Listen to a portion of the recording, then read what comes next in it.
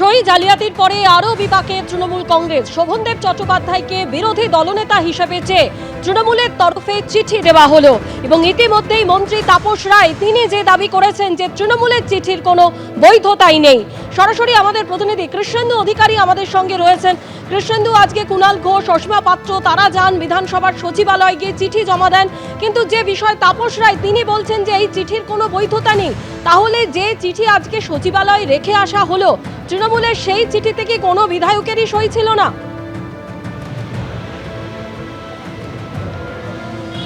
দেখো, তোমার সবচেয়ে আগে এই চিঠিটা দেখাই। তৃণমূল সূত্রে পাওয়া সেই চিঠি, অল ইন্ডিয়া তৃণমূল কংগ্রেসের তরফ থেকে এই চিঠি অনারেবল স্পিকারকে দেওয়া হয়েছে সেই চিঠি, এবং নিচে সই আছে Abhishek Bandyopadhyay, national general secretary, all India Trinamool Congress. 1 জুনের তারিখ আজকে জমা দেওয়া হয়েছে, অর্থাৎ 1 জুন মানে গতকাল লেখা হয়েছে, আজকে জমা দেওয়া হয়েছে। এবং যে চিঠিতে বিধায়কের কোনো সই নেই, বিধায়কদের কোনো সই নেই, শুধু সই আছে অভিষেক বন্দ্যোপাধ্যায়ের।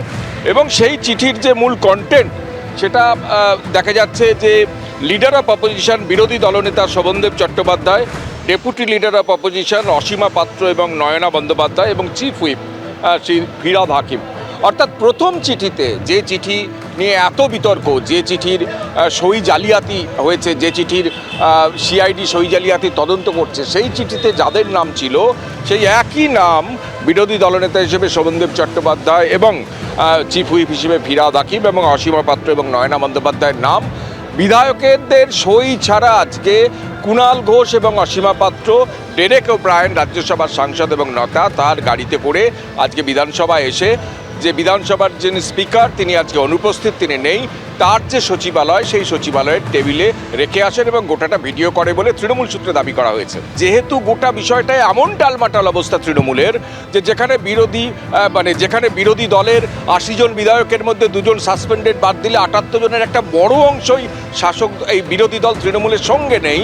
সুতরাং সেই জায়গা থেকে নতুন করে শুধুমাত্র সই ছাড়া আর একটা চিঠি স্পিকারকে জমা দেওয়া হলো এবং তৃণমূল দাবি করেছে গতকালও একই চিঠি জমা দেওয়া হয়েছে, আজকেও আরও একটা চিঠি জমা দেওয়া হলো এই বিধানসভার সচিবালয়ে। যদিও তাপস রায় বিজেপি বিধায়ক, প্রবীণ বিধায়ক এবং পরিষদীয় রাজনীতি সম্পর্কে যা ধ্যান ধারণা আছে, তারা বলছেন যে এটার কোনো ভিত্তি নেই। আজকে তৃণমূল কংগ্রেসের প্রতিনিধিরা তারা বিধানসভায় যান এবং সচিবালয়ে গিয়ে একটি চিঠি জমা দেন, যে চিঠির বৈধতা নেই বলেই দাবি করেছেন মন্ত্রী তাপস রায়। কুণাল ঘোষ আজকে কি বলেছেন শোনাবো। গতকাল আমরা একটি চিঠি দিয়েছিলাম, অফিসেই জমা পড়েছে এবং তারা খুব নিয়ম মাফিক তারা চিঠিটি গ্রহণ করেছেন, মানে চিঠিটি জমা নিয়েছেন এবং রিসিপ্ট কপি দিয়েছেন। তো আজ আমরা যখন দিতে এলাম তখন আমাদের বলা হলো যে স্পিকার গতকালের চিঠির পর ভার্বালি ইনস্ট্রাকশন দিয়েছেন কোনো চিঠি নেওয়া যাবে না। কিন্তু হাসবো না কাঁদবো, তো অবাক কাণ্ড। তো যাই হোক, তো আমরা সেটা দলের নেতৃত্বকে জানাই এবং রাজ্যসভার দলনেতা ডেরেক ওব্রায়েনও আমাদের সঙ্গে আছেন। তো আমরা এখন সেই চিঠিটি, যেটি ওনারা নিলেন না, আরে বলেই দিতে পারতাম, আমরা কন্টেন্ট ভেরিফাই করিনি, যে রীতিটা আছে সেইভাবেই তো রিসিভ হয়। গতকাল রিসিভ হলো আর আজকে হচ্ছে স্পিকার সাহেব বলে দিয়েছেন কিছু রিসিভ করা যাবে না। তো এখন আমরা সেটা ইমেলে তাদেরকে আবার পাঠিয়ে দিয়েছি।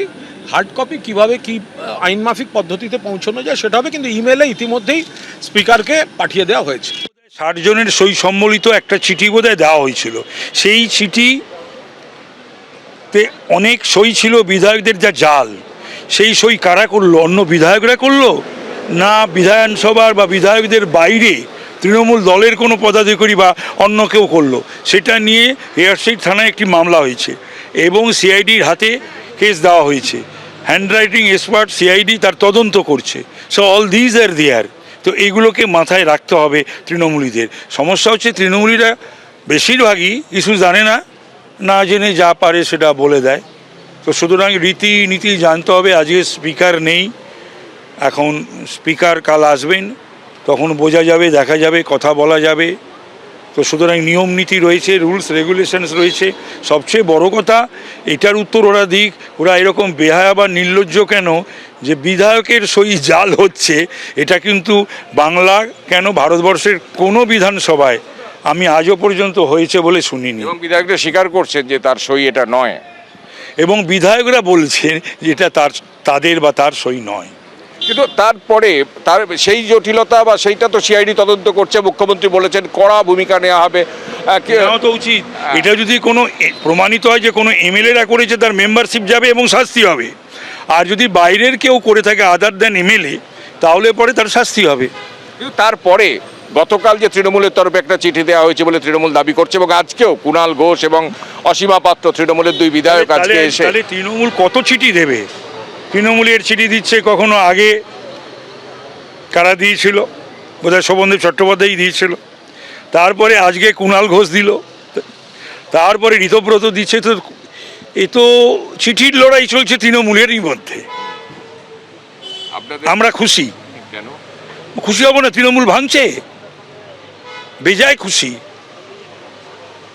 এটা আইনি কোনো ভিত্তি আছে?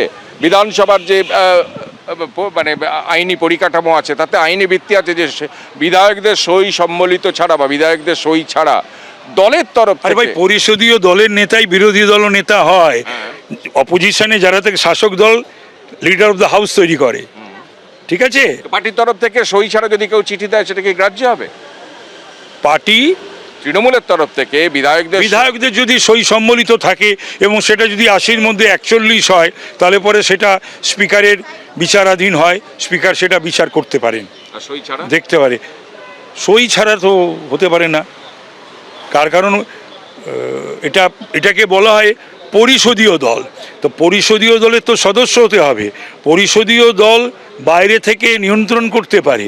পরিষদীয় দল একটা রাজনৈতিক দলের নেতৃত্বে চলতে পারে, কিন্তু পরিষদীয় দলের সদস্যরা যদি সই না দেয়, তাহলে পরে লিডার অফ দ্য অপোজিশন বা leader of the Trinamool legislature party তো হয় না। আমরা কথা বললাম তাপস রায়ের সঙ্গে।